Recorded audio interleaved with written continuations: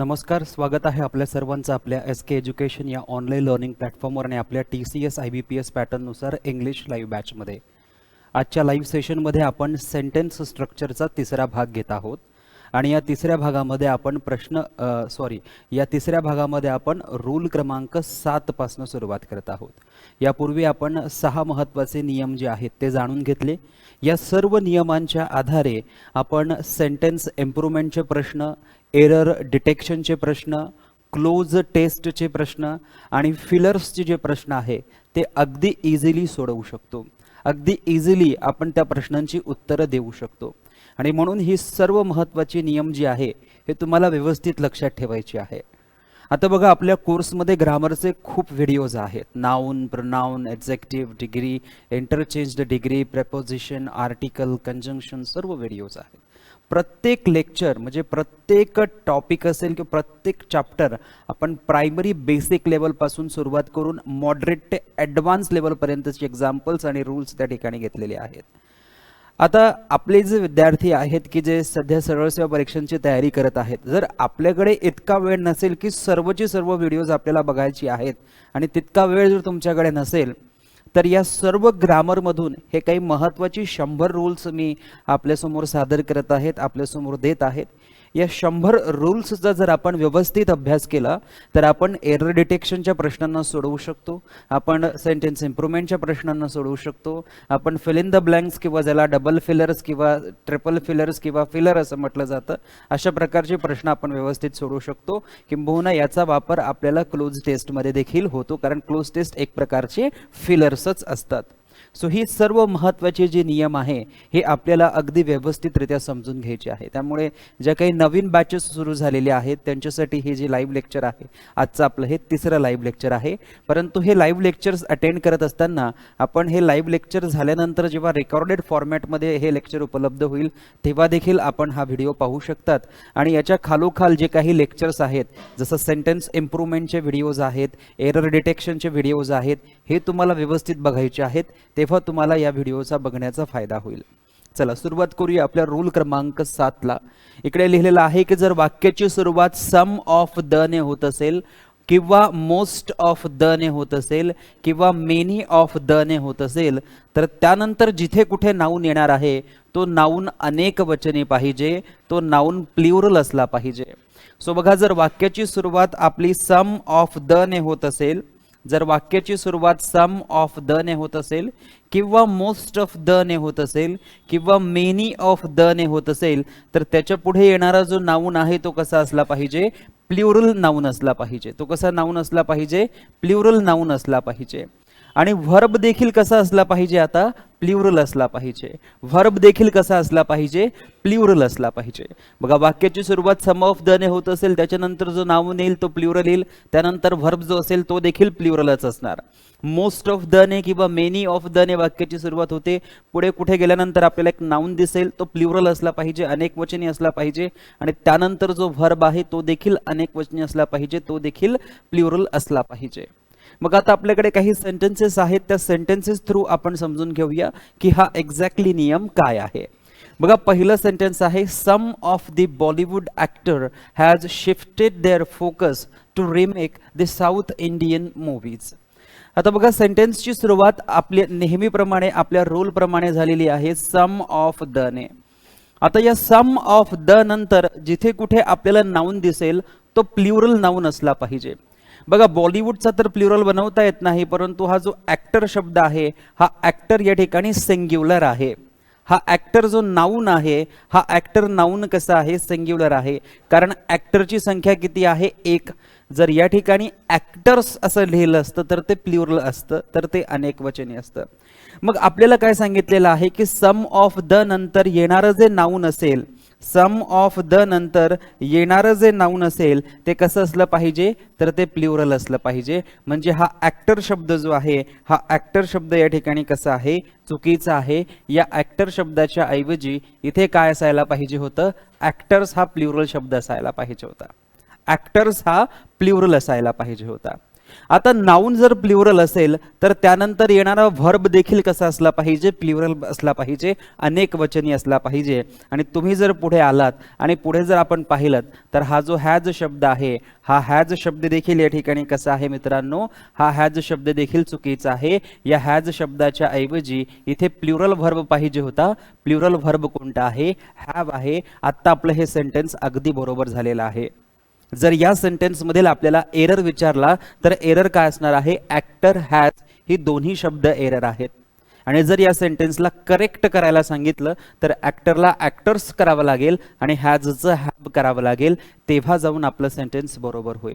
तर अशा पद्धतीची चुकीची सेंटेन्सेस आपल्यासमोर दिली जातात आणि आपल्याला त्यातील एरर जो असतो तो शोधायचा असतो. आणि हे एरर शोधण्यासाठी हे छोटे छोटे महत्त्वाचे जे नियम आहे हे तुमच्या लक्षात असणं फार गरजेचं आहे.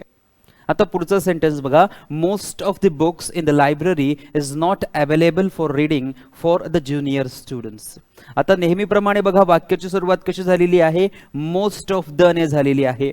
या मोस्ट ऑफ द नंतर येणारं जे नाऊन असणार आहे ते कसं असलं पाहिजे, प्ल्युरल असलं पाहिजे. बघा या ठिकाणी बुक्स आहे, बुकला एस जोडलेला आहे. बुक्स म्हणजे एकापेक्षा जास्त पुस्तके आहेत, म्हणजे हे प्ल्युरल नाऊन आहे, म्हणजे हे अनेक वचनी आहे. याचा अर्थ की हा बुक्स शब्द जो या सेंटेन्स मध्ये आहे तो अगदी बरोबर आहे, प्ल्युरल नाऊन असणं गरजेचं आहे. आता यानंतर पुढे आपण व्हर्ब जो घेणार आहोत तो प्ल्युरल असला पाहिजे. इन व्हर्ब नाही, द व्हर्ब नाही, लायब्ररी व्हर्ब नाही. व्हर्ब जो आहे तो कोणता आहे, इज हा व्हर्ब आहे. व्हर्ब कोणता आहे, इज हा व्हर्ब आहे. आणि इज हा व्हर्ब कसा आहे, सिंग्युलर व्हर्ब आहे. इज हा कसा व्हर्ब आहे, सिंग्युलर व्हर्ब आहे. आणि आपल्याला काय सांगितलेलं आहे, आपल्याला सांगितलेलं आहे प्ल्युरल व्हर्ब. म्हणजे हा इज जो आहे हा इज चुकीचा आहे. या इजच्या ऐवजी जर आपण आर हा शब्द लिहिला तर आपलं सेंटेन्स बरोबर होईल. मग या सेंटेन्स मधील जर आपल्याला एरर डिटेक्ट करायला सांगितला तर एरर कोणता असेल, इज असेल. आणि या सेंटेन्सला जर करेक्ट करायला सांगितलं तर इजच्या ऐवजी काय लिहायला पाहिजे, आर लिहायला पाहिजे. या पद्धतीने ही सेंटेन्सेस तुम्हाला व्यवस्थित समजून घ्यायची आहे. सो या प्रकारच्या रूल्सवर आपल्याला सेंटेन्स इम्प्रूव्हमेंट म्हणूनही प्रश्न विचारले जाऊ शकतात, एरर डिटेक्शन म्हणूनही प्रश्न विचारले जाऊ शकतात, किंवा फिलर्स म्हणूनही प्रश्न विचारले जाऊ शकतात. नियम फार महत्त्वाचा आहे, सर्वांनी लक्षात ठेवायचा आहे. आता यानंतर बघा, many of the movies in India was released on Friday. Sentence बघा, मेनी ऑफ द आहे. या मेनी ऑफ द नंतर हा जो मूवीज शब्द आहे, हा मूवीज शब्द या ठिकाणी बरोबर आहे की चुकीचा आहे, तर मूवीज असायला पाहिजे प्ल्युरल. हा शब्द प्ल्युरल आहे. मूवी एक, मूवीज एकापेक्षा जास्त. मूवी एक सिंग्युलर, मूवीज एकापेक्षा जास्त अनेक वचनी प्ल्युरल. मेनी ऑफ द नंतर मूवीज जे वापरलेलं आहे प्ल्युरल अगदी बरोबर आहे. आता यानंतर जो काही व्हर्ब येणार आहे तो प्ल्युरल आहे की नाही हे आपल्याला चेक करायचं आहे. आता इन व्हर्ब नाही, इंडिया व्हर्ब नाही. आपला जो व्हर्ब आहे तो व्हर्ब आहे वॉज. आणि हा वॉज कोणता व्हर्ब आहे, वॉज सिंग्युलर व्हर्ब आहे. वॉज एकवचनी व्हर्ब आहे आणि सिंग्युलर व्हर्ब या ठिकाणी वापरला जाणार नाही, म्हणजे हा वॉज चुकीचा आहे. या वॉजच्या ऐवजी जर आपण वर हा शब्द वापरला तर आपलं सेंटेन्स बरोबर होईल. म्हणजे हा प्रश्न किंवा हा सेंटेन्स आपल्याला जर एरर डिटेक्शन म्हणून विचारला तर आपला एरर काय होणार आहे, वॉज होणार आहे. आणि हाच प्रश्न जर आपल्याला सेंटेन्स इम्प्रूव्हमेंट म्हणून विचारला तर आपल्याला काय करावं लागेल, वॉजच्या ऐवजी वर ज्या ठिकाणी लिहिलेलं आहे ते ऑप्शन शोधावं लागेल. सो या पद्धतीने ही तीन महत्त्वाची जे सेंटेन्सेस आहेत ते आपण पाहिलेली आहे. नियम जे आहेत ते महत्त्वाचे आहेत, म्हणून नियमांना आपल्याला एकचदा करायचं आहे, परंतु इतकं व्यवस्थितरित्या समजून घ्यायचं आहे की नंतर या नियमांवर जो काही प्रश्न आपल्याला विचारला जाईल त्याची प्रश्नांची उत्तरं आपल्याला अचूक देता येतील, एरर आपल्याला अचूक डिटेक्ट करता येतील, सेंटेन्स आपल्याला क्लिअरली इम्प्रूव्ह करता येईल. ओके, चला आता यानंतर आपण समजून घेऊया दुसरा महत्त्वाचा नियम. बघा, काही शब्द हे असे असतात की ज्यांना ग्रुप असतो, ज्यांचा ग्रुप असतो आणि त्या ग्रुपला आपण नाव दिलेलं असतं. जसं की प्लेयर्स, कोणताही खेळ खेळणारे जे खेळाडू असतात त्यांना आपण प्लेयर्स म्हणतो. आणि या प्लेयर्सची काय तयार होते, या प्लेयर्सच्या ग्रुपला आपण टीम असं म्हणतो. ज्युरी, जजेसचा जो ग्रुप असतो त्याला आपण काय म्हणतो, ज्युरी म्हणतो. असेंब्ली, असेंब्लीमध्ये जे काही MLAs असतात किंवा जे काही आमदार असतात त्यांची काय असते, असेंब्ली असते. सो हा देखील काय आहे, ग्रुप आहे. त्यानंतर कॅबिनेट, कॅबिनेटमध्ये कोण असतात, सगळे मंत्री लोक असतात, त्यांचा ग्रुप असतो. कमिटी, कमिटीमध्ये कोण, जे लोक असतात ते काहीतरी रिपोर्ट तयार करण्यासाठी किंवा काहीतरी निकाल देण्यासाठी त्या कमिटीवर बसवलेले लोक असतात. सो कमिटी हा एक कमिटी हा जो आहे हा या ठिकाणी कलेक्टिव्ह नाउन आहे. बोर्ड जो आहे, बोर्डमध्ये 10-12 लोक असतात बघा आणि त्यांचा बोर्ड तयार होत असतो. सो हा बोर्ड देखील या ठिकाणी काय आहे, एक कलेक्टिव्ह नाउन आहे, ग्रुपला दिलेलं नाव आहे. कंपनी, सो अनेक लोकांची मिळून काय असते, कंपनी असते. त्यानंतर बघा गव्हर्नमेंट, गव्हर्नमेंट देखील काय होतं, अनेक MLAs किंवा अनेक जे MPs आहे ते मिळून गव्हर्नमेंट तयार होते. सो ही सर्व शब्द काय आहेत, ही सर्व शब्द ग्रुपला दिलेली नावं आहेत. ही सर्व शब्द माणसांचा जो ग्रुप असतो, वेगवेगळ्या कारणांसाठी तयार केलेला जो ग्रुप आहे, त्या ग्रुपला जे दिलेलं नाव आहे त्याला आपण कलेक्टिव्ह नाउन असं म्हणत असतो. सो ही सर्व कलेक्टिव्ह नाउन आहेत. आता बघा यांचं वैशिष्ट्य कसं आहे. टीम हा जो शब्द आहे, टीम हा जो शब्द आहे याचा अर्थ होतो खेळाडूंचा ग्रुप, याचा अर्थ होतो खेळाडूंचा ग्रुप. आता टीम मधले खेळाडू, टीम मधील प्लेयर्स जर एखाद्या विषयावर किंवा एखाद्या गोष्टीवर ते जर एकमत असतील किंवा कशाबद्दल तरी कोणत्याही विषयाबद्दल या खेळाडूंचं जर एकमत असेल तर टीम नंतर आपण इज किंवा टीम नंतर आपण वॉज किंवा टीम नंतर आपण हॅज किंवा टीम नंतर आपण विवनला एस किंवा ईएस जोडत असतो. सो जेव्हा खेळाडूंचं एकमत असेल तेव्हा टीम या शब्दानंतर इज वापरला जाईल किंवा वॉज वापरला जाईल किंवा हॅज वापरला जाईल किंवा विवनला एस किंवा ईएस जोडला जाईल.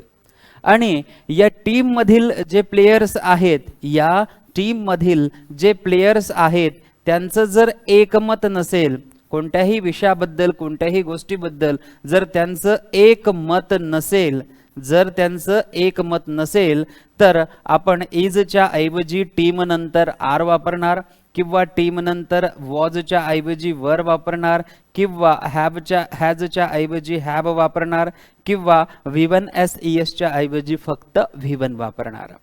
सो टीम मधील जे खेळाडू आहे त्यांचं एकमत असेल तर टीम नंतर इज किंवा वॉज किंवा हॅज किंवा V1SES. टीम मधील खेळाडू यांचं एकमत नसेल तर टीम नंतर इज वापरलं जाणार नाही, आर वापरलं जाईल. टीम नंतर वॉज वापरलं जाणार नाही, वेअर वापरलं जाईल. टीम नंतर हॅज वापरलं जाणार नाही, हॅव वापरलं जाईल. टीम नंतर V1SES वापरला जाणार नाही, आपल्याला V1 वापरावा लागेल. अगदी त्याचप्रमाणे जेव्हा ज्युरी म्हणजे जजेस जे आहेत त्यांचं एकमत नसेल तर ज्युरी नंतर आपल्याला आर वर हॅव V1 वापरावा लागेल. एकमत असेल तर ज्युरी नंतर सरळ सरळ इज किंवा वॉज किंवा हॅज किंवा V1SES. तसंच असेंब्ली जी आहे त्या असेंब्लीचं जर एकमत असेल, एखाद्या रिपोर्टवर एकमत असेल, एखाद्या बिलवर एकमत असेल तर असेंब्ली नंतर इज वॉज हॅज V1SES. असेंब्लीचं एकमत नसेल तर असेंब्ली नंतर आपल्याला आर वर हॅव V1 वापरावा लागेल. Similarly cabinet, committee, board, company आणि गव्हर्नमेंट यांच्यातील जी लोक आहेत त्यांचं जर एखाद्या विषयावर एकमत नसेल तर आर वर हॅव V1, एकमत असेल तर is was has V1SES. Sentences through आपण हे समजून घेऊया. बघा, the coach confirmed that the team was divided in their opinion. बघा इथे सेंटेन्स काय आहे की द कोच कन्फर्म्ड दॅट, कोचने कन्फर्म केले की द टीम, जी टीम आहे टीम काय आहे, divided in their opinion. So team जी आहे ती त्यांच्या ओपिनियनवर कशी आहे, डिवायडेड आहे. ओपिनियनवर डिवायडेड आहे म्हणजे एकमत आहेत का, नाही. जर एकमत नाही तर आपल्याला काय यूज करावा लागेल, आर किंवा वेअर किंवा हॅव किंवा V1. सो आपण बघू शकतोय की या टीमचं काय आहे, डिव्हिजन आहे, एकमत नाही. म्हणजे हा वॉज शब्द चुकीचा आहे. या वॉज शब्दाच्या ऐवजी आपल्याला काय यूज करायला पाहिजे, वेअर यूज करायला पाहिजे, तेव्हा आपलं सेंटेन्स बरोबर होईल. आता आपण बघू शकतो की हे सेंटेन्स जर तुम्हाला एरर डिटेक्शन म्हणून दिलं तर याच्यामध्ये जो एरर आहे तो आहे वॉज. आणि या सेंटेन्सला जर तुम्हाला सेंटेन्स इम्प्रूव्हमेंटच्या प्रश्नाला दिलं तर हा सेंटेन्स इम्प्रूव्हमेंटचा प्रश्न जर तुम्हाला दिला तर याच्यामध्ये तुम्ही इम्प्रूव्हमेंट काय करणार, वॉजच्या ऐवजी वर वापरणार. ही झाली आपली इम्प्रूव्हमेंट. ओके, पुढचं सेंटेन्स बघा. The jury are consensus in their opinion and gave clear verdict. The jury बघा, द ज्युरी लिहिलेला आहे आणि त्यानंतर म्हटलेलं आहे आर आणि पुढे आहे कन्सेन्सस. आता बघा, कन्सेन्सस या शब्दाचा अर्थ होतो एकमत. कन्सेन्सस या शब्दाचा अर्थ होतो एकमत. याचाच अर्थ असा आहे की या ठिकाणी ज्युरीमधील जे जजेस आहेत त्यांचं एकमत आहे आणि त्यांचं जर एकमत आहे तर एकमत असल्याने आपण आर वापरत नाही, म्हणजे या वाक्यामध्ये आर हा शब्द चुकीचा आहे. या आरच्या ऐवजी इथे जर इज असता तर आपलं सेंटेन्स बरोबर झालं असतं. आणि पुढे या, जेव्हा एकमत असेल तेव्हा देयर शब्द वापरला जाणार नाही, तेव्हा इट्स शब्द वापरला जाईल. ITS, इट्स हा शब्द वापरला जाईल. म्हणजे या सेंटेन्स मध्ये जर आपल्याला विचारलं की एरर कोणता आहे तर आर आणि देयर हे दोन एरर आहेत. आणि या सेंटेन्सला जर आपल्याला करेक्शन म्हणून विचारलं, सेंटेन्स इम्प्रूव्हमेंट प्रश्न म्हणून विचारला तर इम्प्रूव्हमेंट कुठे करणार? आरच्या ऐवजी इज लिहिणार, देअरची इम्प्रूव्हमेंट इट्सने करणार. सो या पद्धतीने ही सेंटेन्सेस आहेत. The assembly was united on their report on census. आता बघा, the assembly was united. So assembly काय होती? युनायटेड होती. युनायटेड आहे म्हणजे एक आहे. ओके, ऑन देअर रिपोर्ट, जर ते एक आहे तर या ठिकाणी बघा देअर शब्द येईल का? नाही. जर एकमत असेल तर देअर शब्द येत नाही, इट्स शब्द आला पाहिजे. ITS, इट्स शब्द आला पाहिजे. Its report on census. Census म्हणजे काय? जनगणना. सो जी असेंब्ली होती ते असेंब्ली त्यांच्या सेन्सस म्हणजे जनगणनेचा जो अहवाल होता त्या अहवालावर कशी होती? युनायटेड होती. म्हणून युनायटेड असल्यामुळे असेंब्ली नंतर या ठिकाणी हा जो वॉज शब्द आहे हा अगदी बरोबर आहे. कारण असेंब्ली जर एकमत असेल, असेंब्ली मधील लोकांचं जर एकमत असेल तर त्यानंतर इज किंवा वॉज किंवा हॅज किंवा V1 SES वापरला जातो. इथे असेंब्ली नंतर वॉज वापरलेला आहे म्हणजे हे सेंटेन्स बरोबर आहे. जर या वाक्याला एरर डिटेक्शनचा प्रश्न म्हणून आपल्याला दिला किंवा हे वाक्य एरर डिटेक्शनचा प्रश्न म्हणून जर आपल्या समोर आलं तर यामध्ये एरर कोणता डिटेक्ट करणार तुम्ही? देअर हा शब्द एरर आहे. आणि जर या वाक्याला तुम्हाला सेंटेन्स इम्प्रूव्हमेंट म्हणून आलं की या सेंटेन्सला इम्प्रूव्ह करायचं आहे तर तुम्हाला काय करावं लागेल? देअरच्या ऐवजी इट्स लिहावं लागेल. ही झाली आपली इम्प्रूव्हमेंट. त्यानंतर बघा, the committee has been divided in 2 groups. बघा, जी कमिटी आहे ती कमिटी 2 ग्रुपमध्ये डिवाइड झालेली आहे. The committee has been divided in 2 groups. Clearly कळतंय की आपल्याला ही कमिटी कशी आहे? डिवायडेड आहे. जर कमिटी डिवायडेड आहे तर या ठिकाणी हॅज शब्द वापरला जाईल का? नाही. हॅजच्या ऐवजी कोणता शब्द वापरला गेला पाहिजे? हॅव शब्द वापरला गेला पाहिजे. So the committee have been divided in 2 groups. आता हे सेंटेन्स बरोबर होईल. मग हे सेंटेन्स जर तुम्हाला एरर डिटेक्शनचा प्रश्न म्हणून विचारलं तर या ठिकाणी तुम्ही एरर कोणता लिहिणार? एरर कोणता घेणार? हॅज हा एरर डिटेक्ट करणार. आणि जर सेंटेन्सला इम्प्रूव्हमेंट करायचं म्हटलं तर हॅजच्या ऐवजी काय लिहावं लागणार? हॅव लिहावं लागणार. तेव्हा आपलं सेंटेन्स बरोबर होईल. State government have united to pay central sales and goods tax. बघा, state government have united. Clearly कळतं युनायटेड. मग युनायटेड साठी आपण हॅवचा वापर करतो का? नाही. इथे हॅव चुकीचं आहे. या हॅवच्या ऐवजी हॅज वापरला पाहिजे. तेव्हा आपलं सेंटेन्स बरोबर होईल. हे वाक्य जर तुम्हाला एरर डिटेक्शनचा प्रश्न म्हणून विचारलं तर एरर कोणता असेल? हॅव असेल. आणि जर सेंटेन्स इम्प्रूव्हमेंटचा प्रश्न असेल तर हॅवच्या ऐवजी काय लिहिणार तेव्हा सेंटेन्स बरोबर होईल? हॅज लिहिणार तेव्हा सेंटेन्स बरोबर होईल. तर अशा पद्धतीने हा जो महत्त्वाचा नियम आहे हा सर्वांनी लक्षात ठेवायचा की टीम मधले प्लेयर्स एखाद्या विषयावर सहमत असतील तर is was has V1 SES आणि सहमत नसतील तर प्लुरल व्हर्ब आर वर हॅव V1. सिमिलरली ज्युरीमधील जजेस, असेंब्लीमधील MLAs, कॅबिनेटमधील मिनिस्टर्स, कमिटीमधील लोक, बोर्डमधील लोक, कंपनीमधील लोक आणि गव्हर्नमेंटमधील लोक जर एखाद्या विषयावर एकमत असतील तर is was has V1 SES, नसतील तर सरळ सरळ आर वर हॅव आणि V1. शब्दांवरनं कळतं आपल्याला, शब्दांवरनं कळतं. बघा, या शब्दावरनं कळलं डिवायडेड आहे म्हणजे त्यांच्यामध्ये एकमत नाही. इकडे कन्सेन्सस आहे म्हणजे एकमत आहे. इकडे युनायटेड आहे म्हणजे एकमत आहे. इकडे डिवायडेड आहे म्हणजे एकमत नाही. इकडे युनायटेड आहेत म्हणजे एकमत आहे. सो पुढच्या शब्दांवरनं आपल्या लक्षात येतं की या कलेक्टिव्ह नाउन मधील जी लोक आहेत ती एकमत आहेत की त्यांचं एकमत नाहीये. यानंतर बघा, आपला पुढचा नियम हा अतिशय महत्त्वाचा नियम आहे.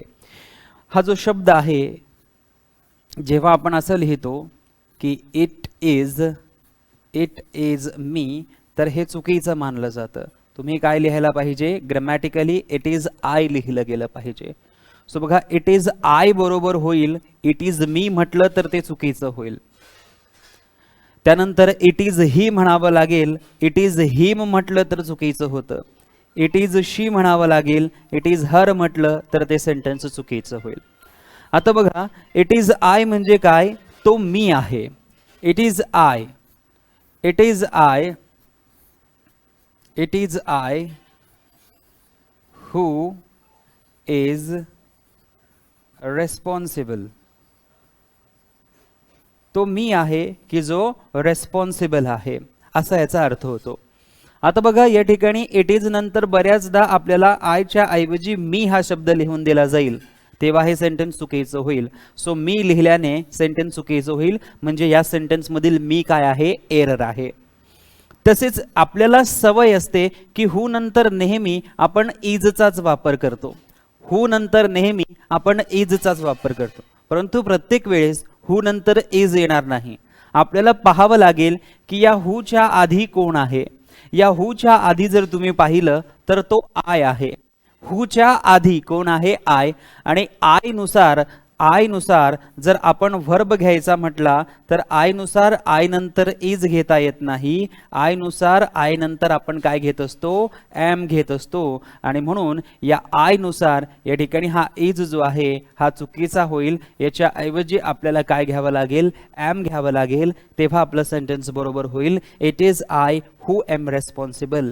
तो मी आहे की जो रेस्पॉन्सिबल आहे, तो मी आहे की जबाबदार आहे. अशा प्रकारची ही सेंटेन्सेस असतात. सो सेंटेन्सला तुम्हाला व्यवस्थित समजून घ्यायचं आहे. सेंटेन्स स्ट्रक्चर आपल्याला व्यवस्थित समजून घ्यायचं आहे. आणि सेंटेन्स स्ट्रक्चर समजून घेत असताना सेंटेन्समध्ये नेमक्या कोणकोणत्या ठिकाणी मिस्टेक्स केल्या जाऊ शकतात, सेंटेन्समध्ये नेमक्या कोणकोणत्या ठिकाणी एरर तयार केला जाऊ शकतो, हे व्यवस्थितरित्या आपल्याला समजून घ्यायचं आहे. आणि हे जर आपल्याला समजलं तर मग सेंटेन्स इम्प्रूव्हमेंट, एरर डिटेक्शन, फिलरची प्रश्न आपल्याला इझिली सोडवता येतील. सो नियम व्यवस्थित लक्षात ठेवा. आता बघा, काही सेंटेन्सेस आहेत ते आपण चेक करूया. It is me who is responsible for the loss. बघा, इट इज नंतर या सेंटेन्समध्ये हा जो मी लिहिलेला आहे हा मी चुकीचा आहे. या मीच्या ऐवजी काय असायला पाहिजे, आय असायला पाहिजे. त्यानंतर हू नंतर हा जो इज आहे हा देखील चुकीचा आहे, कारण हूच्या आधी जर आय आहे तर या आय नुसार इकडे काय घेतला गेला पाहिजे, एम घेतला गेला पाहिजे, तेव्हा आपलं सेंटेन्स बरोबर होईल. आता हे सेंटेन्स स्ट्रक्चरनुसार एक बरोबर सेंटेन्स आहे. आता हे सेंटेन्स स्ट्रक्चरनुसार राईट सेंटेन्स आहे. कळतंय सर्वांना. आता पुढचं सेंटेन्स बघा, चेक करायचं आहे. It is I. आता इथे इट इज नंतर आय तर बरोबर आहे, पुढे हू नंतर इज लिहिलेलं आहे, हे बरोबर आहे की नाही ते चेक करायचं. बघा, हूच्या आधी कोण आहे, आय आहे. मग आय नुसार इज वापरला जातो का, अजिबात नाही. म्हणजे हा इज या ठिकाणी चुकीचा आहे. इथे इजच्या ऐवजी काय घेतला पाहिजे, एम घेतला पाहिजे, एम घेतला पाहिजे, तेव्हा आपलं सेंटेन्स बरोबर होईल. सो आता हे सेंटेन्स स्ट्रक्चरनुसार एक राईट सेंटेन्स आहे, स्ट्रक्चरनुसार एक करेक्ट सेंटेन्स आहे, स्ट्रक्चरनुसार एक बरोबर सेंटेन्स आहे. आता इथे बघा, इट इज नंतर आय जो घेतलेला आहे तो बरोबर आहे. यानंतर हू जो आहे तो बरोबर आहे. आता इकडे हॅज घेतलेला आहे हा बरोबर आहे की नाही हे चेक करायचं आहे. आता हूच्या आधी बघा काय लिहिलेलं आहे, आय लिहिलेला आहे. आय नंतर जर आपण पाहिलं तर आय नंतर कधी आपण हॅजचा वापर करतो का, आय नंतर आपण कधीच हॅजचा वापर करत नाही. आय नंतर आपण कुणाचा वापर करतो, हॅवचा वापर करतो. आय नंतर आपण कुणाचा वापर करतो, हॅवचा वापर करतो. म्हणजे हा हॅज शब्द चुकीचा आहे. या हॅज शब्दाच्या ऐवजी इकडे हॅव हा शब्द असायला पाहिजे, तेव्हा आपलं सेंटेन्स बरोबर होईल. सो आता हे सेंटेन्स बरोबर आहे. मग ही सेंटेन्सेस तुम्हाला एरर डिटेक्शन म्हणूनही विचारली जातात. ही सेंटेन्सेस तुम्हाला सेंटेन्स इम्प्रूव्हमेंट म्हणून देखील विचारली जातात, किंवा याच सेंटेन्सला तुम्हाला फिलर्स म्हणून देखील विचारलं जातं. It is you who is responsible for the profit. बघा, इट इज नंतर यू जो आहे तोही बरोबर आहे, हू जो आहे तो देखील बरोबर आहे. इज जो आहे हा बरोबर आहे की नाही हे चेक करण्यासाठी आपण यू कडे जाणार. सो यू नुसार यू नंतर जर आपण विचार केला तर यू नंतर इजचा वापर केला जातो का, यू नंतर इजचा वापर केला जातो का? अजिबात नाही. यू नंतर कशाचा वापर केला जातो? यू नंतर आरचा वापर केला जातो. म्हणजे या ठिकाणी इज चुकीचं आहे. इजच्या ऐवजी जेव्हा आपण आर लिहिणार तेव्हा हे सेंटेन्स ग्रामॅटिकल करेक्ट सेंटेन्स होईल, तेव्हा हे सेंटेन्स स्ट्रक्चरनुसार करेक्ट सेंटेन्स राहील. आणि या सेंटेन्सला एरर विचारला तर एरर असेल इज, इम्प्रूव्हमेंट विचारली तर इजच्या ऐवजी आर. हे तुम्हाला व्यवस्थित लक्षात ठेवायचं आहे. यावर यापूर्वी अनेक प्रश्न TCS IBPS पॅटर्नच्या परीक्षांमध्ये विचारण्यात आलेले आहे, त्यामुळे हे सर्व नियम तुम्हाला व्यवस्थित लक्षात घ्यायचे आहेत. ओके, क्लिअर आहे हा पार्ट सर्वांना इथपर्यंत? आता बघा तिसरा नियम. बघा बऱ्याचदा आपल्या सेंटेन्समध्ये दोन सब्जेक्ट्स असतात आणि त्यांना एका कंजंक्शनने जोडलं गेलेलं असतं. बघा सब्जेक्ट वन हा S1 म्हणजे कोण आहे? हा S1 म्हणजे काय? सब्जेक्ट वन आहे. आणि हा S2 म्हणजे कोण आहे? हा S2 म्हणजे सब्जेक्ट 2 आहे. दोन सब्जेक्ट्सला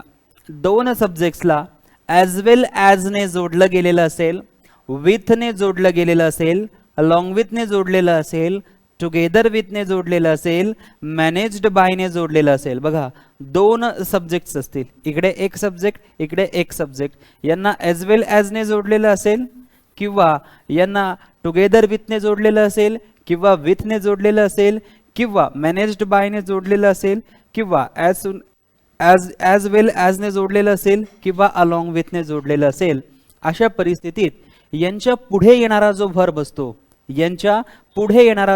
असतो, तो सब्जेक्ट वन नुसार घेतला जातो. व्हर्ब कुणानुसार घेतला जातो? सब्जेक्ट वन नुसार घेतला जातो. सेंटेन्स थ्रू आपण समजून घेऊया. बघा या ठिकाणी हा Rahul as well as his friends are coming.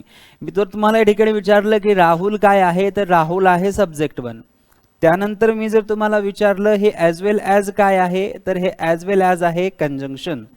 त्यानंतर हिज फ्रेंड्स काय आहे? हा हिज फ्रेंड्स आहे सब्जेक्ट 2. आणि त्यानंतर हा जो आर आहे, हा आर काय आहे? या ठिकाणी एक व्हर्ब आहे. आता बघा subject one Rahul, subject 2 his friends, या दोन्हींना कशाने जोडलेलं आहे? ॲज वेल ॲज ने जोडलेलं आहे. मग अशा प्रकारचे दोन सब्जेक्ट्स जर ॲज वेल ॲज ने जोडली गेलेली असतील तर हा जो व्हर्ब असेल आर, हा आर व्हर्ब सब्जेक्ट वन नुसार घेतला जातो. म्हणजे सब्जेक्ट वन राहुल आहे तर राहुल नुसार पुढे व्हर्ब घेतला जाईल. मग राहुल साठी आपण आरचा वापर करतो का? म्हणजे राहुल जर आपण आपला सब्जेक्ट मानला तर राहुल नंतर आरचा वापर होईल का? नाही. राहुल नंतर कशाचा वापर होईल? इजचा वापर होईल. म्हणजे या ठिकाणी इज हा व्हर्ब बरोबर असेल. आणि आपण जर असा विचार केला की इथे हिज फ्रेंड्स आहे, एकापेक्षा जास्त आहे आणि म्हणून आर बरोबर आहे, तर असं होणार नाही. असं जर तुम्ही पाहिलं तर हे चुकीचं होईल. हे सर्वांनी व्यवस्थित लक्षात घ्यायचं आहे. सो दोन सब्जेक्ट्सला जर ॲज वेल ॲज ने जोडलेलं असेल तर पुढचा जो व्हर्ब येईल तो सब्जेक्ट वन नुसार येईल. सो हा आर सब्जेक्ट वन नुसार घ्यायचा. म्हणजे सरळ सरळ या राहुल नंतर हा शब्द बघायचा की राहुलला आर सपोर्टिंग आहे का? असेल तर ठीक, नसेल तर तो चुकीचा. मग राहुलला काय सपोर्ट करतोय? इज. मग इज बरोबर होईल. म्हणजे या वाक्यातील एरर काय आहे? आर आहे. आणि या वाक्याची इम्प्रूव्हमेंट काय आहे? आरला सोडून इज लिहा, म्हणजे वाक्य इम्प्रूव्ह होईल, सेंटेन्स करेक्ट होईल. पुढचं सेंटेन्स बघा, they with Amit has arrived here 5 minutes अगो. बघा इथे दे हा आपला सब्जेक्ट वन आहे, अमित हा सब्जेक्ट 2 आहे. याला जोडलं गेलं कशाने आहे? जोडलं गेलं विथने आहे. आणि आपण पाहू शकतो की इकडे व्हर्ब जो आहे हा व्हर्ब काय आहे? तर व्हर्ब आहे हॅज. आता बघा सब्जेक्ट वन दे नुसार हॅज बरोबर आहे का? दे सोबत आपण हॅजचा वापर करतो का? सरळ सरळ दे लिहा आणि दे नंतर हा हॅज चेक करा की दे नंतर हॅज बरोबर आहे का? चुकीचं आहे. दे नंतर आपण कशाचा वापर करतो? हॅवचा वापर करतो. म्हणजे हा हॅज चुकीचा आहे. याच्या ऐवजी आपल्याला काय लिहावं लागणार? हॅव लिहावं लागणार. तेव्हा आपलं सेंटेन्स जे आहे ते बरोबर होईल. सो या सेंटेन्सचा एरर हॅज आहे आणि या सेंटेन्सचं करेक्शन हॅजच्या ऐवजी हॅव लिहिणं असं आहे. यानंतर पुढील सेंटेन्स बघा, the chief minister along with his ministers are going to visit the Red Fort soon. हा रेड आहे, RED रेड. आता बघा द चीफ मिनिस्टर हे आपले फर्स्ट सब्जेक्ट आहे, सब्जेक्ट वन आहे. त्यानंतर विथ हिज मिनिस्टर्स हे आपले सेकंड सब्जेक्ट आहे. तुम्ही जर मिनिस्टर नुसार हा आर शब्द पाहिला, तुम्ही जर मिनिस्टर नुसार हा आर शब्द पाहिला तर मिनिस्टर्स नुसार आर शब्द बरोबर आहे, परंतु हा आर व्हर्ब जो आहे हा सब्जेक्ट वन नुसार बरोबर आहे का हे आपल्याला पाहायचं आहे. सब्जेक्ट वन काय आहे? The chief minister. चीफ मिनिस्टरची संख्या किती आहे? एक आहे. मग एक साठी द चीफ मिनिस्टर साठी आपण आरचा वापर करणार का? नाही. म्हणजे या वाक्यातील एरर काय आहे? आर आहे. या वाक्यात आरच्या ऐवजी काय लिहायला पाहिजे? इज लिहायला पाहिजे, तेव्हा आपलं सेंटेन्स बरोबर होईल. सो या वाक्याचा एरर आहे आर आणि या वाक्याची इम्प्रूव्हमेंट आहे आरच्या ऐवजी इज लिहिणं. त्यानंतर पुढचं सेंटेन्स बघा, we managed by are boss. हा आर चुकीचा आहे, आवर लिहा. Boss has taken decision not to listen to him. Sentence बघा, इथे वी हा सब्जेक्ट वन आहे, त्यानंतर आवर बॉस जो आहे हा सब्जेक्ट टू आहे, यांना जोडलेला आहे मॅनेज्ड बायने. सो मॅनेज्ड बायने जोडलेला आहे, तर पहिल्या सब्जेक्टनुसार आपल्याला इथे व्हर्ब घ्यायचा आहे. पहिल्या सब्जेक्ट नुसार आपल्याला व्हर्ब घ्यायचा आहे. सो वी नंतर हॅज वापरला जाईल का?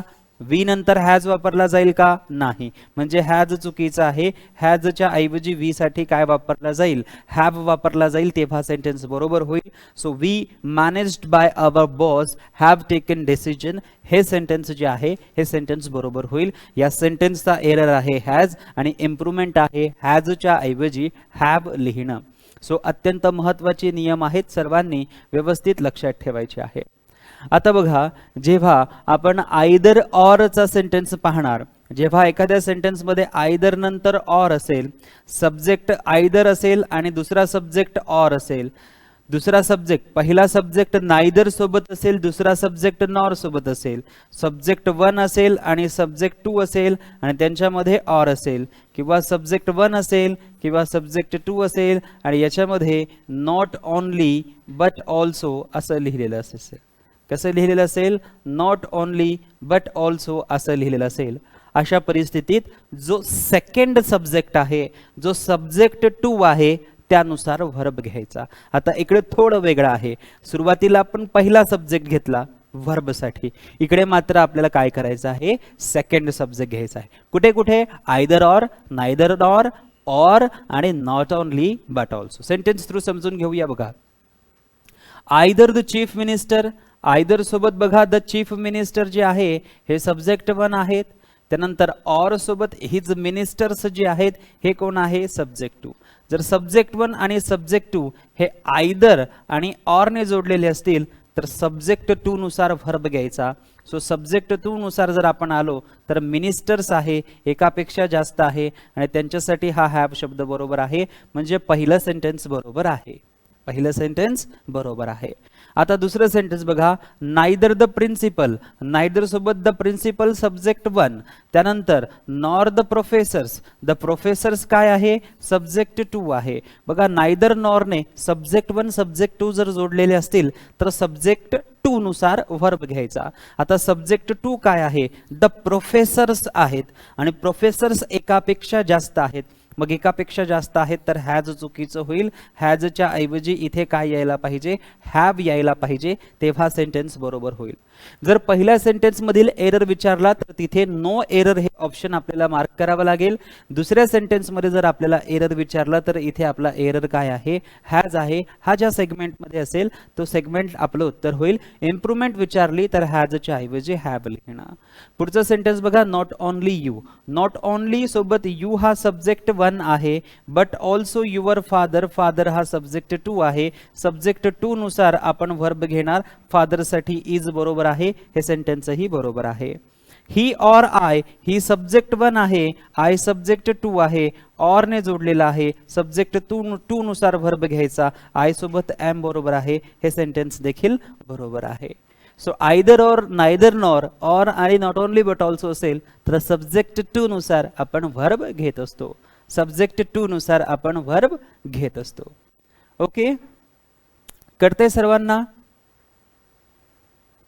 ओके, चला यानंतर बघा पुढचा नियम, रूल नंबर 12. आता हा फार महत्वाचा नियम आहे आणि सर्वजण या ठिकाणी व्यवस्थित लक्ष द्यायचं आहे.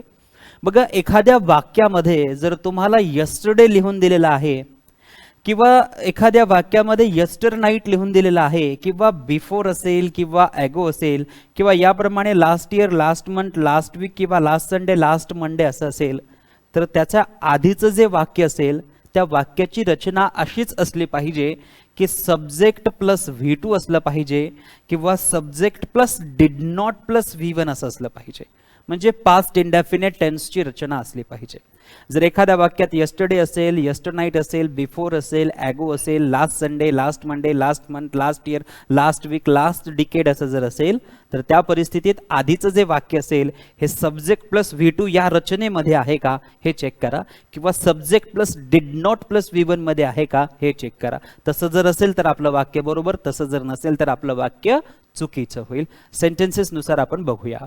बघा, one of my friends has come here yesterday to meet me. वाक्यामध्ये काय लिहिलेलं आहे? यस्टरडे. मग यस्टरडे आहे तर आपल्याला एकतर सब्जेक्ट प्लस V2 पाहिजे किंवा डिड नॉट प्लस V1 पाहिजे. मग बघा, वन ऑफ माय फ्रेंड्स जो आहे हा आपला सब्जेक्ट आहे आणि त्यानंतर यांनी इथे काय लिहिलेलं आहे? हॅज कम लिहिलेलं आहे. आता हा जर आपला सब्जेक्ट आहे, सब्जेक्ट नंतर आपल्याला डायरेक्ट कोण पाहिजे? V2 पाहिजे. सब्जेक्ट नंतर आपल्याला डायरेक्ट कोण पाहिजे? V2 पाहिजे. म्हणजे हा हॅज कम जो आहे हा चुकीचा आहे. सो इथे V2 पाहिजे म्हणजे फक्त केम लिहायला पाहिजे, तेव्हा आपलं सेंटेन्स बरोबर होईल. One of my friends came here yesterday to meet me. माझ्या अनेक मित्रांपैकी एक मित्र मला काल इथे भेटायला आला. सो सेंटेन्स आता बरोबर होईल. पुढे बघा, Mohit have decided to go to Mumbai for job, therefore he left for Mumbai yesterday. Sentence बघा, Mohit have decided to go to Mumbai. मोहितने, हा सब्जेक्ट आहे, have decided to go to Mumbai. मोहितने मुंबईला जाण्यासाठी डिसाईड केलं. कशासाठी मुंबईला जाण्यासाठी डिसाईड केलं? तर जॉब करण्यासाठी मुंबईला जाण्यासाठी निर्णय घेतलेला आहे. देअरफॉर म्हणून आता आपलं सेंटेन्स परत इथून स्टार्ट होते. ही सब्जेक्ट आहे, लेफ्ट जो आहे तो V2 आहे, ही लेफ्ट. देअरफॉर आणि म्हणून ही लेफ्ट तो निघाला, फॉर मुंबई, मुंबईसाठी निघाला यस्टरडे. सो बघा इथे यस्टरडे आहे म्हणजे यस्टरडे सोबत हे जे सेंटेन्स आहे देअरफॉर नंतरचं हा सब्जेक्ट आहे आणि लेफ्ट V2 आहे, म्हणजे हे सेंटेन्स बरोबर आहे. या सेंटेन्समध्ये काहीही एरर नाही.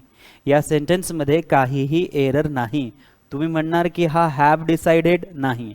Mohit have decided to go to Mumbai for job. इथे जर आपण पाहिलं, मोहितने जॉबला मुंबईला जाण्यासाठी, जॉब करण्यासाठी मुंबईला जाण्यासाठी डिसाईड केलं म्हणून तो मुंबईला जायला निघाला. सो या ठिकाणी मुंबई यस्टरडे आहे. पुढे बघा, द मॅनेजमेंट, हा आपला वाक्याचा काय सब्जेक्ट आहे? The management of the hospital has not informed us यस्टर night. हा यस्टर नाईट शब्द आहे. यस्टर नाईट शब्दामुळे आपलं वाक्य सब्जेक्ट प्लस V2 झालं पाहिजे. The management of the hospital हा आपला पूर्ण सब्जेक्ट होईल, हा पूर्ण आपला सब्जेक्ट होईल. त्यानंतर या ठिकाणी हॅज नॉट म्हटलेलं आहे. सो हे हॅज नॉट जे आहे हे चुकीचं आहे. इथे काय असायला पाहिजे? डिड नॉट असायला पाहिजे. इथे काय असायला पाहिजे? डिड नॉट असायला पाहिजे, कारण पुढे काय आहे? यस्टर नाईट आहे म्हणून. आता पुढे बघा, our teacher scolds at Mohan 10 minutes ago. आता बघा इथे लिहिलेलं आहे 10 minutes ago, 15 minutes ago, 10 days ago, 10 years ago, many years ago. असं जर लिहिलेलं असेल तर वाक्य पास्ट इंडेफिनेट पाहिजे, म्हणजे सब्जेक्ट प्लस V2 पाहिजे. इथे बघा, आवर टीचर जो आहे हे काय आहे? सब्जेक्ट आहे. त्यानंतर स्कोल्ड्स जे आहे हा H जो आहे चुकीचा आहे. SCOL, स्कोल्ड्स जो आहे हा V1 प्लस S आहे. हा शब्द या ठिकाणी चुकीचा आहे. स्कोल्डेड असायला पाहिजे होतं. इथे काय असायला पाहिजे होतं? स्कोल्डेड असायला पाहिजे होतं, तेव्हा आपलं सेंटेन्स जे आहे ते बरोबर झालं असतं. स्कोल्डेड असायला पाहिजे होतं, रागावणे. They have thought and completed the syllabus last Sunday. Last Sunday आहे म्हणून वाक्य सब्जेक्ट प्लस V2 पाहिजे. दे काय आहे? सब्जेक्ट. त्यानंतर हा जो हॅव थॉट जो आहे, हा हॅव थॉट जो आहे हा चुकीचा आहे. इथे फक्त काय पाहिजे? थॉट आहे की टॉट आहे? टॉट आहे. TAUGHT. सो दे टॉट त्यांनी शिकवलं अँड कम्प्लिटेड आणि पूर्ण केला सिलॅबस. त्यांनी शिकवलं आणि सिलॅबस पूर्ण केला केव्हा? मागच्या रविवारी, लास्ट संडे. सो या पद्धतीने लक्षात घ्यायचं आहे तुम्हाला की वाक्यामध्ये yesterday, yester night, before, ago, last year, last month, last Monday, last Sunday, last decade, last year, last week असं जर असेल तर आपलं वाक्य सब्जेक्ट प्लस V2 मध्ये असलं पाहिजे किंवा subject plus did not plus V1 असं असलं पाहिजे. क्लिअर आहे इथपर्यंत सर्वांना? Rule number 12. आता बघा पुढचा नियम, रूल नंबर 13. हा अत्यंत महत्त्वाचा नियम आहे, अगदी बेसिक रूल आहे, परंतु बरेच जण या सेंटेन्सेस मध्ये अशा पद्धतीने चुका करताना आपल्याला पाहायला मिळतात. बघा, जेव्हा जेव्हा आपल्या सेंटेन्स मध्ये टुडे हा शब्द येईल त्याच्या आधी जर तुम्ही ऑन शब्द वापरणार, टुमारोच्या आधी जर तुम्ही ऑन शब्द ऑन टुमारो वापरणार, ऑन यस्टरडे जर तुम्ही वापरणार, ऑन यस्टर नाईट जर तुम्ही वापरणार, on next Sunday, next Friday जर वापरणार, ऑन नेक्स्ट थर्सडे जर वापरणार, तर या सर्व शब्दांसोबत ऑन हा पूर्णतः चुकीचा होतो. बऱ्याच लोकांना सवय असते ऑन टुमारो म्हणतात. सो टुमारोच्या सोबत ऑन हा प्रपोजिशन यूज केला जात नाही. ऑन टुडे असंही म्हटलं जात नाही. ऑन टुनाईट असं देखील म्हटलं जाणार नाही. ऑन नेक्स्ट संडे असं देखील म्हटलं जाणार नाही. सरळ सरळ नेक्स्ट संडे जे आहे ते आपल्याला म्हणायचं आहे, नेक्स्ट थर्सडे जे आहे ते आपल्याला म्हणायचं आहे, नेक्स्ट फ्रायडे जे आहे ते आपल्याला म्हणायचं आहे. ऑन नेक्स्ट फ्रायडे जर म्हटलं तर हे चुकीचं होईल. ऑन नेक्स्ट संडे जर म्हटलं तर हे चुकीचं होईल. वाक्यांच्या थ्रू आपण समजून घेऊया. बघा, the live lecture has been scheduled on today at 9 PM. The live lecture has been scheduled, जे लाईव्ह लेक्चर आहे त्याचं शेड्यूल करण्यात आलेलं आहे ऑन टुडे. बघा, हा टुडे जो शब्द आहे याच्या आधी हा जो ऑन वापरलेला आहे हा ऑन शब्द चुकीचा आहे. इथे ऑन हा शब्द असायलाच नको, फक्त टुडे हा शब्द असायला पाहिजे. पुढचा सेंटेन्स बघा, the programme will begin, begin पाहिजे, BEGIN, स्पेलिंग मिस्टेक आहे. The programme will begin on tomorrow at 7:30 AM, 7:30 AM. आता बघा, हा जो टुमारो शब्द आहे या टुमारो शब्दाच्या आधी हा जो ऑन शब्द वापरलेला आहे हा चुकीचा आहे. बऱ्याचदा वापरला जातो हा शब्द ऑन सेंटेन्स मध्ये, तेव्हा सेंटेन्स चुकणार आहे हे तुम्हाला लक्षात घ्यायचं आहे. कारण बऱ्याचदा आपल्याला सवय असते ऑन टुमारो बरोबर आहे म्हणून ऑन आपण चुकवत नाही. सो या ठिकाणी ऑन चुकीचा आहे. I told him that he has to come on next Sunday. बघा, तुम्ही नेक्स्ट संडे म्हणतायत ना, तर मग हा ऑन लिहिणं चुकीचं आहे. सो या वाक्यामध्ये ऑन हा एरर आहे. ऑन नेक्स्ट थर्सडे, तुम्ही नेक्स्ट थर्सडे म्हणतायत, मग हा ऑन जो आहे हा ऑन चुकीचा आहे. We are going to start new batches, going to start new batches. पुढचे सेंटेन्स बाकी सर्व बरोबर आहे, फक्त बघा टुडे सोबत ऑन, टुमारो सोबत ऑन, नेक्स्ट संडे सोबत ऑन, नेक्स्ट थर्सडे सोबत ऑन लिहिणं चुकीचं आहे. या चुका, या मिस्टेक्स ज्या आहेत या आपल्याला टाळायच्या असतात. यानंतर बघूया रूल नंबर 14. बघा, ही अशी शब्द आहेत, ही अशी व्हर्ब्स आहेत की यांच्यानंतर कोणतंही प्रपोजिशन येत नाही. म्हणजे तुम्ही अटॅक नंतर ऑन करणार तर ते चुकीचं होईल. एंटर नंतर जर तुम्ही इन लिहिणार तर ते चुकीचं होईल. डिस्कस सोबत जर तुम्ही विथ लिहिणार तर ते चुकीचं होईल. डिस्कस सोबत तुम्ही अबाउट लिहिणार तर तेही चुकीचं होईल. रेझेंबल सोबत विथ वापरणार तर तेही चुकीचं होईल. ही अशी शब्द आहेत की ज्यांच्यासोबत जनरली आपण प्रपोजिशनचा वापर करत नाही. म्हणून सेंटेन्समध्ये मुद्दाम अटॅक सोबत ऑन वापरून देतील तेव्हा तो ऑन चुकीचा आहे हे तुम्हाला लक्षात घ्यायचं आहे. डिस्कस सोबत अबाउट किंवा विथ वापरून दिला जाईल तेव्हा तो अबाउट आणि विथ चुकीचा आहे हे तुम्हाला लक्षात घ्यायचं आहे. एंटर सोबत मुद्दाम इन किंवा इनटू वापरून दिले जाईल तेव्हा ते चुकीचं राहील हे तुम्हाला लक्षात घ्यायचं आहे. रिसेंबल सोबत मुद्दाम विथचा वापर करून दिला जाईल आणि तुम्हाला विचारलं जाईल सेंटेन्स बरोबर आहे का, तर रिसेंबल सोबत विथचा वापर होत नाही, कोणत्याही प्रिपोजिशनचा वापर होत नाही. सेंटेन्स बघा, Pakistan has attacked on India many times. पाकिस्तानने भारतावर अनेक वेळा अटॅक केलेला आहे. And India had taught lesson to Pakistan every time. आणि भारताने प्रत्येक वेळेस पाकिस्तानला धडा शिकवलेला आहे. सो बघा sentence, Pakistan has attacked. Attacked हा जो शब्द आहे यानंतर हा जो ऑन शब्द लिहिलेला आहे प्रपोजिशन आहे हा चुकीचा आहे. अटॅक्ड नंतर ऑन वगैरे काहीच येणार नाही. पाकिस्तान हॅज अटॅक्ड इंडिया असंच येईल किंवा इंडिया अटॅक्ड पाकिस्तान असंच येईल. अटॅक नंतर ऑन शब्द येत नाही, लक्षात घ्यायचं आहे. Nobody was allowed to enter in the exam hall before the exam started.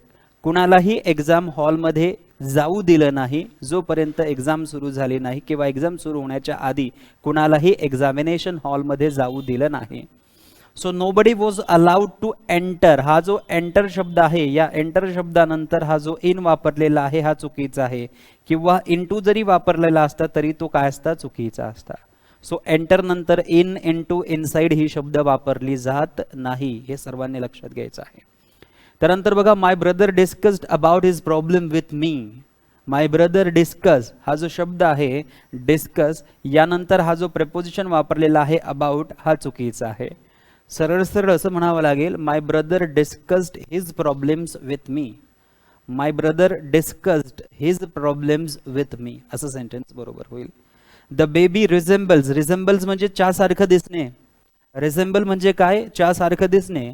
The baby resembles with her mother. जो बेबी आहे, जे लहान बाळ आहे, जे लहान मुलं आहे ते त्याच्या आईसारखं दिसते.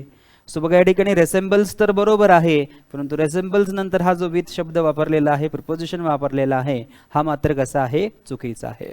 त्यामुळे सर्वांनी लक्षात घ्यायचं आहे की ही चार महत्त्वाची जी व्हर्ब आहेत, अटॅक नंतर प्रिपोजिशनचा वापर केला जात नाही, एंटर नंतर प्रिपोजिशनचा वापर केला जात नाही, डिस्कस किंवा रेसेंबल नंतर देखील प्रिपोजिशनचा वापर केला जात नाही. सो आज आपण पोहोचलेलो आहोत रूल नंबर 14 पर्यंत. आता ही 14 नियम जी आहे हे तुम्हाला अगदी व्यवस्थितरित्या पुन्हा एकदा रिवाईज करायची आहे. हे सर्व नियम व्यवस्थित रिवाईज करा आणि आपली सेंटेन्स इम्प्रूव्हमेंटची जी व्हिडिओज आहेत ती पाहत चला. रेकॉर्डेड लेक्चर्समध्ये आहेत. सेंटेन्स इम्प्रूव्हमेंटची जी व्हिडिओज आहेत, एरर डिटेक्शनची जी व्हिडिओज आहेत ती पाहत चला. म्हणजे या नियमांवर जे जे प्रश्न तुम्हाला दिसतील ते प्रश्न तुम्हाला अतिशय व्यवस्थितरित्या सोडवता येतील. सो सर्व नियमांचा व्यवस्थित अभ्यास करा, व्यवस्थित रिव्हिजन करा.